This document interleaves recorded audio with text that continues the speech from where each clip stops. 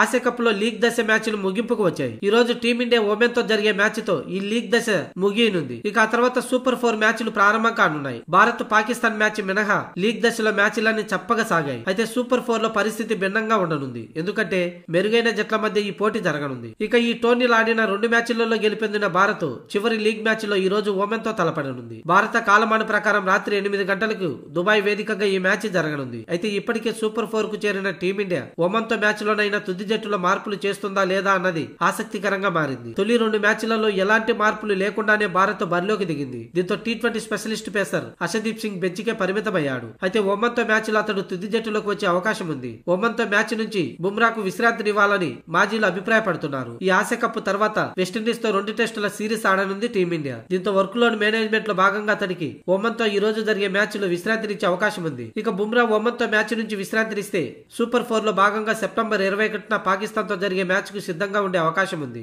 ఆ తర్వాత ఫైనల్ కు చేరుకుంటే టీమిండియాకు బుమ్రా ఎంతో కీలకంగా మారనున్నాడు. ఇకపోతే ఈ రోజు ఒమెన్ తో జరిగే మ్యాచ్ లో హర్షదీప్ సింగ్ ఎంట్రీ ఇవ్వనున్నాడు. మొత్తానికి ఈ మ్యాచ్ లో ఈ ఒక్క మార్పుతోనే టీమిండియా బరిలోకి దిగే అవకాశం ఉంది.